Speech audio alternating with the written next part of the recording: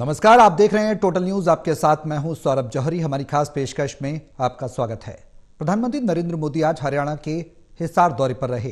प्रधानमंत्री ने हिसार हवाई अड्डे से अयोध्या हवाई अड्डे के लिए पहली सीधी विमान सेवा को हरी झंडी दिखाई।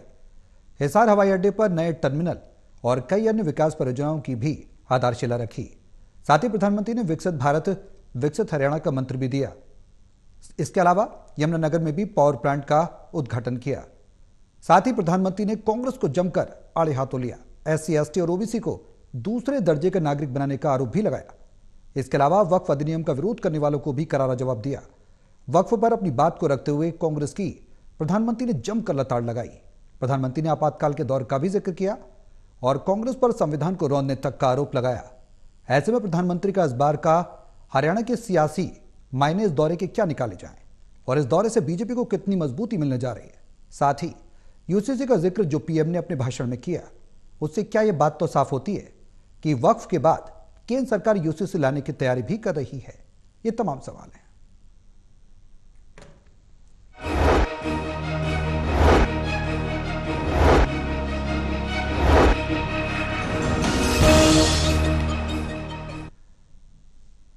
तो प्रधानमंत्री का जो हरियाणा का दौरा है, इसके सियासी मायने क्या हैं? तमाम तौर पर कई बड़े आरोप और गंभीर आरोप प्रधानमंत्री ने विपक्ष पर लगाए।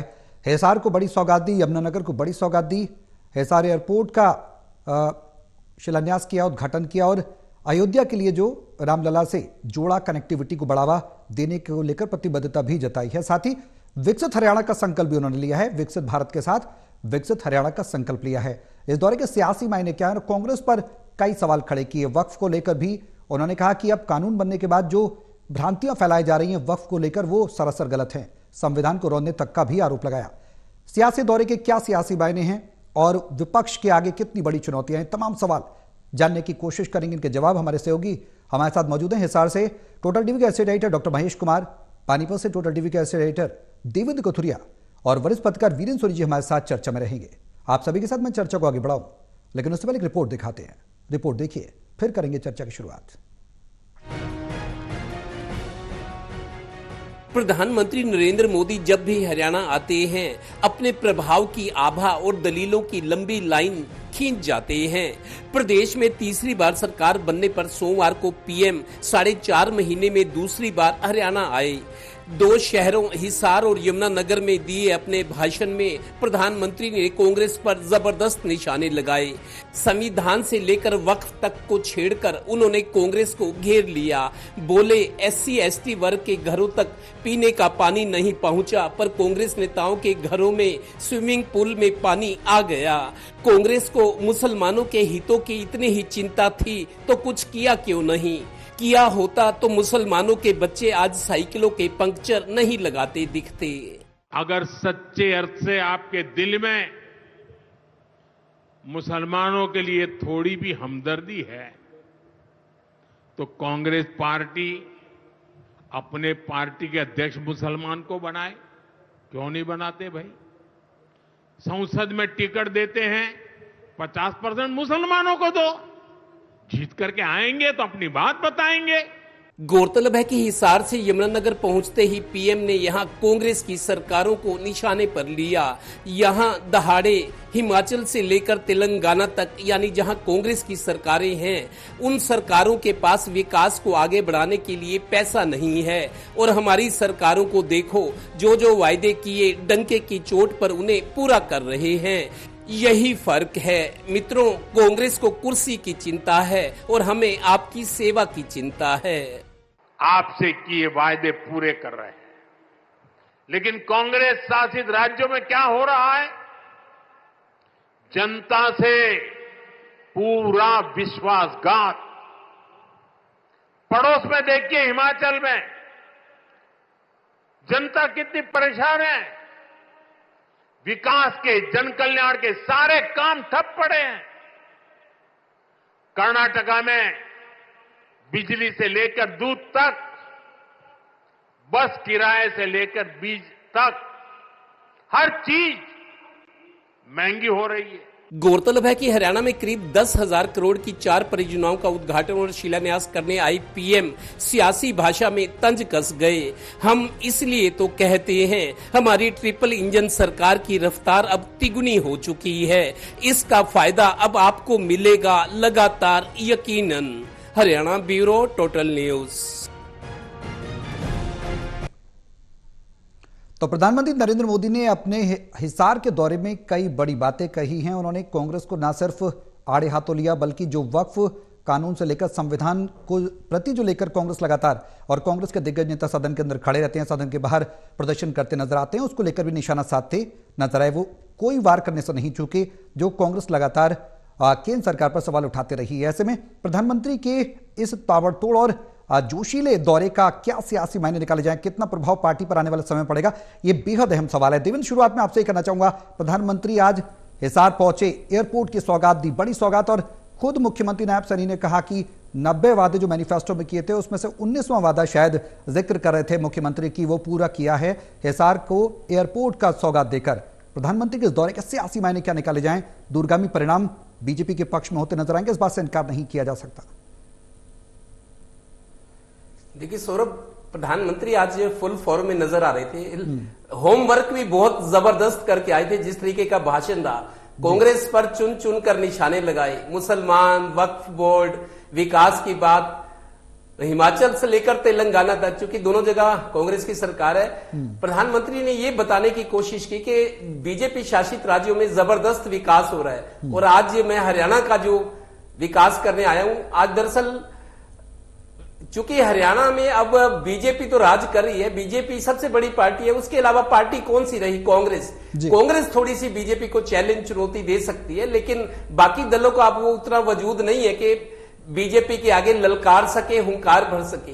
कांग्रेस ही है, और कांग्रेस जिस तरीके से चाहे कुश्ती का मैदान हो चाहे राजनीति का, जो कमजोर है उसको और कमजोर किया जाता है ताकि सिर ना उठा सके। तो कांग्रेस पर प्रधानमंत्री ने निशाने साधे हैं। मेरे को लगता है जो सरकार बनने के बाद तीसरी बार जब हरियाणा में सरकार बनी तो 1.5 महीने बाद मेरे को लगता है प्रधानमंत्री पानीपत आए थे। LIC की बीमा सखी योजना का शुभारंभ किया था। तब प्रधानमंत्री ने खुद लोगों का धन्यवाद किया था कि आपने तीसरी बार आशीर्वाद दिया, लेकिन अब ये ट्रिपल इंजन की सरकार 3 गुना स्पीड से काम करेगी, ये प्रधानमंत्री बोल गए थे आज से 4-4.5 महीने पहले। अब सरकार के जो भी विज्ञापन आते हैं हम उनमें देखते हैं पंच लाइन होती है, non stop Haryana, triple engine सरकार, तिगुनी रफ्तार। तो मेरे को लगता है 6 महीने बाद तीसरी सरकार बनने के उस रफ्तार का नजारा, एक दृश्य है आज प्रधानमंत्री दिखा गए हैं। 10,000 करोड़ की 4 परियोजनाओं का उद्घाटन और शिलान्यास हुआ है। सबसे बड़ा यमुनानगर का जो शिलान्यास हुआ है थर्मल पावर स्टेशन का 800 मेगावाट का, 400 मेगावाट की पहले 2 यूनिट चल रही है, लेकिन ये बड़ा थर्मल पावर प्लांट है जो ज्यादा जरूरत पूरी करेगा।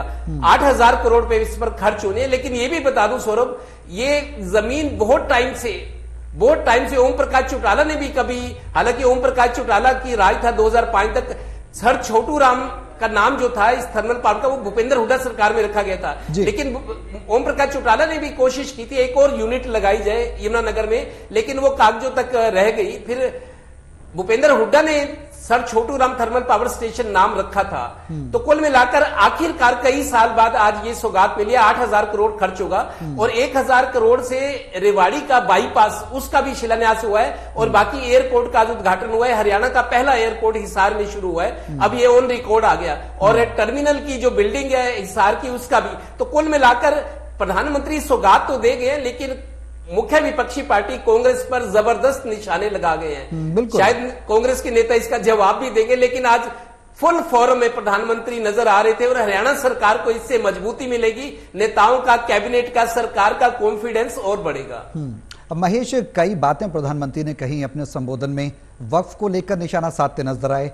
उन्होंने साफ तौर पर मुसलमानों का जिक्र किया। उन्होंने कहा कि अगर कांग्रेस को मुसलमानों से हमदर्दी थी तो कांग्रेस को अपना अध्यक्ष मुसलमान बनाना चाहिए था।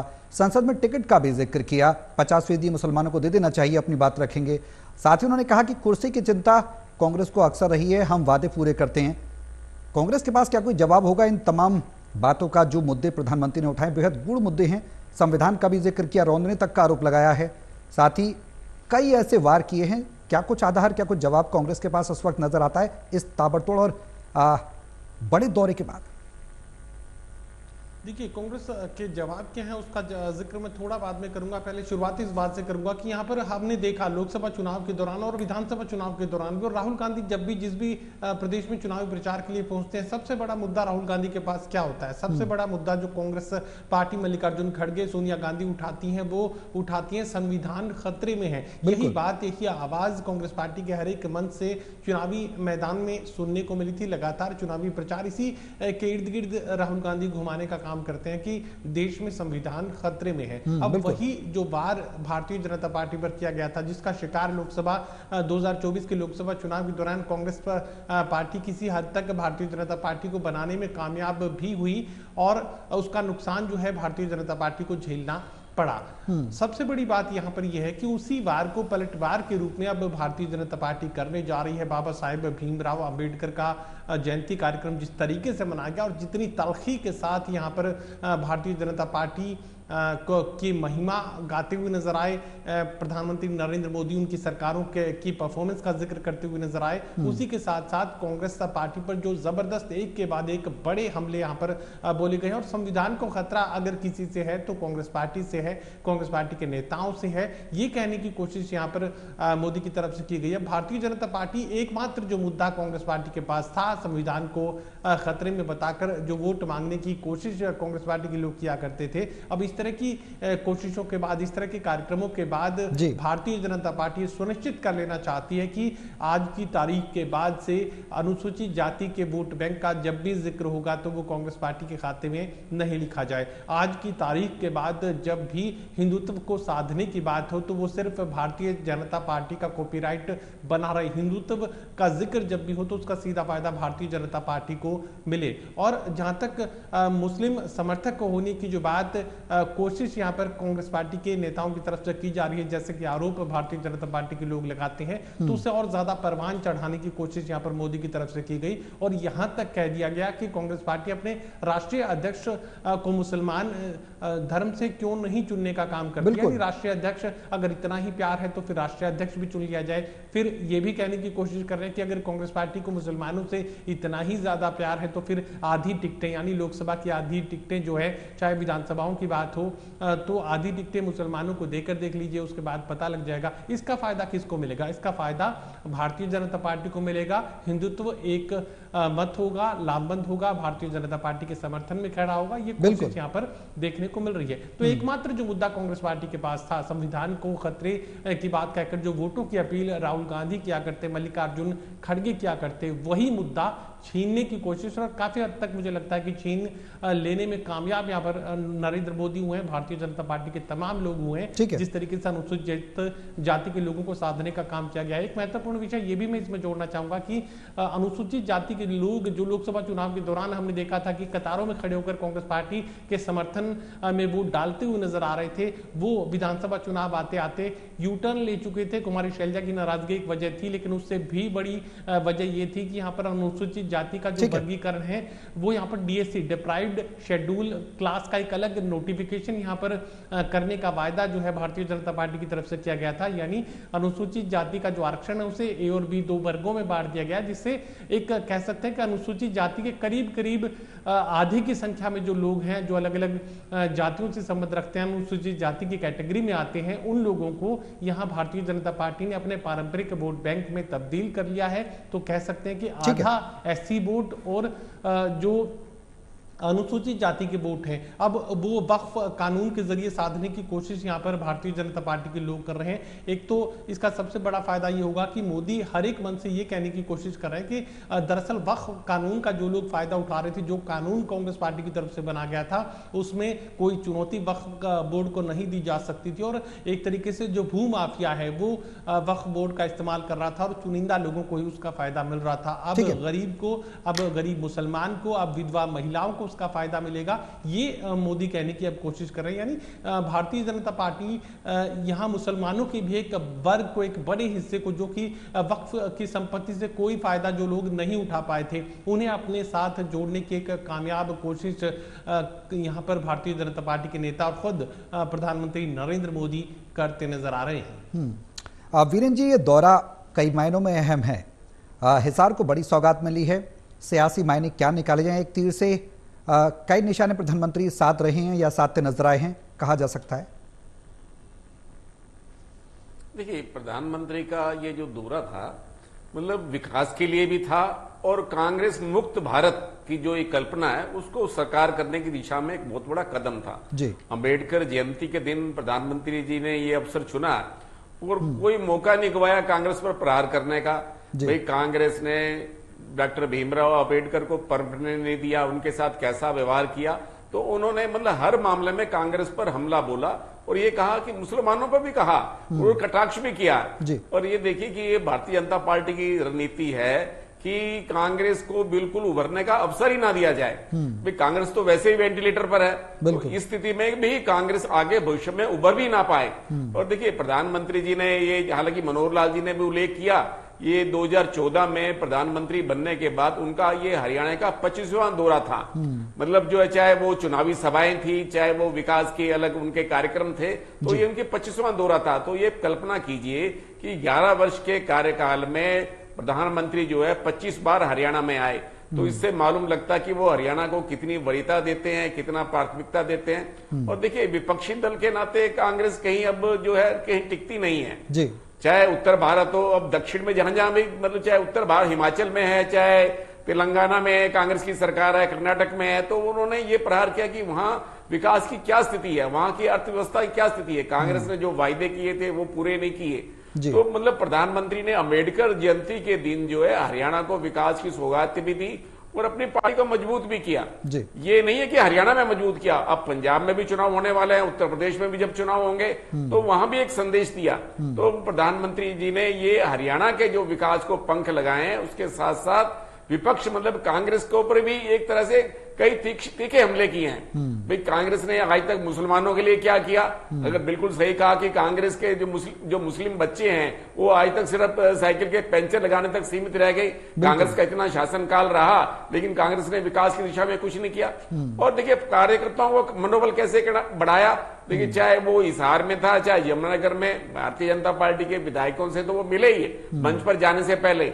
जो भारतीय जनता पार्टी के पुराने कार्यकर्ता और नेता हैं, चाहे कुलदीप बिश्नोई हो, कैप्टन अभिमन्यु हो, उनसे भी मुलाकात की, तो इससे कार्यकर्ताओं का मनोबल भी बढ़ता है। तो इससे एक बात बड़ी स्पष्ट है कि भारतीय जनता पार्टी, हालांकि अब हरियाणा में तो कोई चुनाव है नहीं 4.5 वर्ष तक, इसके बावजूद कार्यकर्ताओं का भी मनोबल बढ़ाया, जनता में भी संदेश किया, कांग्रेस पर भी हमला बोला और विकास को भी पंख लगाए। तो इस बात को एक स्पष्ट संकेत है कि देखिए जब चुनावी सभाएं होती थी, जब मोदी जी भाषण देते थे, तब वो कहते थे मेरे दोस्त जो है राव इंद्रजीत, तो लोग ये अनुमान लगाते थे कि राव इंद्रजीत बहुत जो मोदी जी के नजदीक हैं। लेकिन आज उन्होंने किसी भी नेता के प्रति अपनी नजदीकी का कोई भी ऐसा संबोधन में नाम ही नहीं लिया। तो आज उनकी यात्रा रूप अलग था। मतलब जब चुनावी सभाएं थी तो उनका रूप अलग होता था, आज की सभा का उनका रूप अलग था। तो इसलिए एक भारतीय जनता पार्टी में जो एक कार्यकर्ताओं में अनुशासन की भावना है उसका भी संदेश किया। और देखिए भीड़ का एक शक्ति प्रदर्शन होता है। आजकल चुनावी सभाएं हो या दूसरे कार्यक्रम हो, इतनी भीड़ में उत्साह नहीं रहता, भीड़ कम जुटती है, लेकिन इसके बावजूद भी जो कार्यकर्ता हैं वो पहुंचते हैं। एक मोदी के नाम से ही उनमें उत्साह का संचार होता है। और भारतीय जनता पार्टी चाहे यमुनानगर की रैली हो, चाहे हिसार की हो, अपने कार्यकर्ताओं का मनोबल बढ़ाने में सफल रही और जनता को संदेश देने में भी अपनी कामयाबी रही। देवेंद्र, प्रधानमंत्री के भाषण में बेहद अहम बात रही, संविधान वक्फ का तो जिक्र वो करते नजर आए, संविधान की स्पष्ट भावना का भी उन्होंने जिक्र किया। उन्होंने कहा कि जो धर्मनिरपेक्ष नागरिक संहिता है, जिसे समान नागरिक संहिता कहा जाता है, उसका भी वो जिक्र करते नजर आए। और उन्होंने ये कहा कि संविधान की आत्मा ये कहती है कि भावना स्पष्ट रूप से लागू होनी चाहिए और नागरिक जो संहिता है, समान नागरिक संहिता धर्मनिरपेक्ष जिसको उन्होंने नाम दिया, उन्होंने कांग्रेस पर आरोप लगाया कि कांग्रेस ने हर बार इसे रोकने में अड़चन पैदा की है। यूसीसी को लेकर क्या ये मान लिया जाए कि अब केंद्र सरकार तैयारी कर रही है कि यूसीसी को भी अब आगे लागू किया जाएगा, जिस तरह से तैयारियां चल रही? देखिए सौरभ, वक्फ बोर्ड की बात, तो वक्फ जो कानून था, प्रधानमंत्री ने यह भी कहा कि 2013 तक वही वक्फ बोर्ड चला रहा था। 2014 में जब हमारी सरकार आई, हमने चीजों को दुरुस्त किया, संशोधन किया है, क्योंकि वक्फ बोर्ड को वोट बैंक बनाया हुआ था कांग्रेस ने। मुसलमानों के बारे में उन्होंने कहा कि मुसलमानों का कोई विकास नहीं किया, सिर्फ अल्पसंख्यक हितैषी होने की बात की। अगर विकास करते तो आज ये स्थिति नहीं होती कि इनके बच्चे ऐसे साइकिलों के पंक्चर लगा रहे होते, या आज वो उनकी स्थिति ये होती है, आर्थिक दशा, सामाजिक दशा और धार्मिक तौर पर भी उतने मजबूत उनको होने नहीं दे गया। तो हर जगह वोट बैंक को देखा कांग्रेस ने, लेकिन हमने चीजों को दुरुस्त किया है। दरअसल देखिए, जब कोई बड़ा पहलवान हो तो उसकी जो एक्सपोजर होता है, जो उसकी बॉडी लैंग्वेज होती है, जो अंदाज होता है, वो दूसरों को थोड़ा सा और कमजोर करने वाला होता है। तो प्रधानमंत्री चूंकि आज बहुत मजबूत स्थिति में है, प्रधानमंत्री खुद, हरियाणा की सरकार, और कांग्रेस अभी उबर नहीं पा रही अपने संकटों से। मेरे को लगता है कांग्रेस जवाब जरूर देगी इसका। कांग्रेस से एक बड़ी पार्टी है, मुख्य विपक्षी पार्टी है। प्रधानमंत्री ने आज जो एक एक तीर निशाने पर लगाए हैं, कांग्रेस को एक तरह से हतोत्साहित करने की कोशिश की और ये दिखाने की कि इस देश को सिर्फ बीजेपी ही चला सकती है, चाहे वो केंद्र हो चाहे राज्य सरकारें हो। जिस तरीके से विकास की बात थी या और चीजें हैं, मतलब संविधान को बचाने की, संविधान के मुताबिक शासन चलाने की बात हो, सभी को अधिकार देने की बात हो, उन्होंने ये कहा कि सिविल कोड का भी कांग्रेस विरोध कर रही है। जहां जहां मेरे को लगता है जो चीजें मजबूत है, बीजेपी के पक्ष में है, बीजेपी को माफी कर रही है सियासी तौर पर, या बीजेपी को जहां फायदा मिल सकता है, उन्हीं मुद्दों पर कांग्रेस को उन्होंने घेरा है। क्योंकि कांग्रेस बहुत साल तक सत्ता में रही है, अब उसकी परेशानियां बढ़ी हुई है, एक तरह से आउटडेटेड पार्टी लग रही है। आउटडेटेड जैसे कोई फैशन या कोई कार या कोई पहनावा जैसे आउटडेटेड होता है, लगता है कांग्रेस उस हिसाब से आउटडेटेड लग रही है। लेकिन बीजेपी का मुकाबला करने के लिए कांग्रेस को एक नए अवतार में आना होगा। हरियाणा की बात और वो नया अवतार देवेंद्र कहीं ना कहीं सड़कों पर निकलना होगा। सरकार ने जो वायदे किए हैं, जो चुनावी संकल्प है, उनको पूरा करने के लिए बिल्कुल पब्लिक की लड़ाई लड़नी होगी। अब खाली अपनी लड़ाई लड़ने से नहीं, पार्टी को बचाना है। कब होगा देवेंद्र, ये बड़ा सवाल है। समय थोड़ा कम है, मुझे रोकना पड़ेगा। विपक्षी पार्टी बनकर दिखाना होगा। महेश और वीरेंद्र जी, मुझे आपसे भी शॉर्ट में ही कमेंट चाहिए होगा अपने सवाल का। वो सवाल ये है कि जो वार पलटवार चल रहा है सियासी तौर पर, गुजरात मॉडल को भी बीजेपी के द्वारा हरियाणा मॉडल के रूप में विकसित करने की कोशिश पर जोर दिया जाता रहा है। वजह क्या है राजनीतिक, अगर इसके एनालिटिकली सोचने की कोशिश करें महेश, तो क्या माना जाए, गुजरात मॉडल को क्यों हरियाणा मॉडल पर लागू करना चाहती है बीजेपी, और इसके सियासी मायने क्या हैं? क्या दूरगामी परिणाम है या कुछ और राजनीतिक मायने निकलते हैं? देखिए, भारतीय जनता पार्टी स्पष्ट रूप से चाहती है कि किसी भी विरोधी को उभरने का मौका ही नहीं दिया जाए। अब कांग्रेस पार्टी राष्ट्रीय स्तर पर, राष्ट्रीय फलक पर एकमात्र ऐसी राजनीतिक दल नजर आती है जो कि मुकाबले की स्थिति में अब नहीं, कभी शायद कभी बन जाए, इस तरह की कोई आशंका, कोई संभावना कभी पैदा होती है। ऐसी किसी संभावना को ही खारिज करने की कोशिश मोदी इस वक्त कर रहे हैं, और यही कवायद यहाँ पर नरेंद्र मोदी आगे बढ़ाने की कोशिश कर रहे हैं कि थोड़ी सी भी मजबूती अगर कांग्रेस पार्टी को मिलती है तो उसे नेस्तनाबूद करने की कोई कोर कसर यहां पर मोदी नहीं छोड़ते हैं। और मुझे लगता है कि लॉन्ग टर्म पॉलिटिक्स में यहां सिर्फ और सिर्फ गुजरात मॉडल का जो जिक्र आप कर रहे थे, वो मॉडल क्या है? वो मॉडल यही है कि जब भी चुनाव होगा भारतीय जनता पार्टी जीत कर आएगी। अब यही हरियाणा के संदर्भ में प्रधानमंत्री नरेंद्र मोदी चाहते हैं, और वही राष्ट्रीय फलक पर भी चाहते हैं कि मुकाबले की, चुनावी मुकाबले की जब भी बात हो तो भारतीय जनता पार्टी एकमात्र राजनीतिक दल हो जो जीत के मुहाने तक पहुंच पाए। कांग्रेस पार्टी अगर चुनाव लड़े भी तो मुकाबला दे पाने की स्थिति में बिल्कुल ना हो। वीरेंद्र जी, शॉर्ट कमेंट चाहूंगा मैं आपसे। बीजेपी की मौजूदा स्थिति को देखकर इस बात से इनकार नहीं किया जा सकता कि केंद्र से लेकर प्रदेश स्तर तक पार्टी लगातार मजबूत है, फुल फॉर्म में चल रही है। क्या कांग्रेस के पास कोई विकल्प होगा? क्या कोई ऐसी संजीवनी मिलेगी, जिस तरह की देवेंद्र ने भी जिक्र किया कि कांग्रेस को नए अवतार में आना होगा? क्या आ पाएगी पार्टी जो मौजूदा स्थिति लग रही है? शॉर्ट में सर। देखिए, कांग्रेस में तो ऐसे अभी संगठनात्मक जो ढांचा ही नहीं बन पाया, और कांग्रेस का केंद्रीय नेतृत्व देखिए भाई, जब प्रधानमंत्री नरेंद्र मोदी जो है 11 वर्ष में 25 बार हरियाणा आ सकते हैं, तो मोदी जी के तुलना के अंदर अगर हम देखें तो राहुल गांधी या सोनिया गांधी या प्रियंका गांधी ने हरियाणा का कितना दौरा किया, मतलब अपने कार्यकर्ताओं का मनोबल बढ़ाने के लिए कितनी बार वो हरियाणा आए। और देखिए, अब तो ये पहला वैसे तो जो है चुनावी रैली तो थी नहीं, लेकिन जो है कांग्रेस पर तो हमला किया मोदी जी ने, लेकिन इस बार भूपेंद्र सिंह हुड्डा को भी राहत मिली होगी, क्योंकि भूपेंद्र सिंह हुड्डा को उन्होंने निशाना नहीं बनाया। और जो हरियाणा मॉडल की बात है, देखिए हरियाणा का जो एक आदर्श व्यवस्था बनी हुई है, जो सुशासन है, उसका उदाहरण अन्य राज्यों में भी दिया जा रहा है। तो इसका दिल्ली में भारतीय जनता पार्टी की सरकार बनी है, तो ये सब जो है हरियाणा में अब जो है पंजाब और उत्तर प्रदेश में हरियाणा की जो शासन व्यवस्था है, हरियाणा मॉडल को दोहराने का प्रयास किया जाएगा। बिल्कुल, चलिए, बहुत शुक्रिया आप सभी का हमारे साथ चर्चा में शामिल होने के लिए। अंबेडकर जयंती पर प्रधानमंत्री नरेंद्र मोदी हिसार पहुंचे, एयरपोर्ट का उद्घाटन किया, यमुनानगर में पावर प्लांट का उद्घाटन किया, बड़ी सौगातें दी, साथ ही विपक्ष पर जमकर निशाना साधा, कांग्रेस को आड़े हाथों लिया। ऐसे में सवाल यह कि बीजेपी के बढ़ते कदम कांग्रेस के लिए रोकना अब मुश्किल सा नजर आ रहा है, और पार्टी लगातार मजबूत हो रही है। मैनिफेस्टो में जो वादे किए हैं जनता से, वो लगातार प्रदेश स्तर पर नायब सैनी पूरे करें, प्रधानमंत्री उसमें जोर देते नजर आ रहे हैं। आने वाले समय में किस तरीके की सियासी रणनीति बीजेपी की रहेगी, ये जग जाहिर है, क्योंकि कांग्रेस मुक्त प्रदेश और कांग्रेस मुक्त देश को लेकर पार्टी आगे चल रही है। ऐसे में कांग्रेस के लिए कहीं ना कहीं मुश्किल डगर रहने वाली है, सियासी डगर। मेरे साथ खास पेशकश में भी के लिए बस अपना ही। नमस्कार।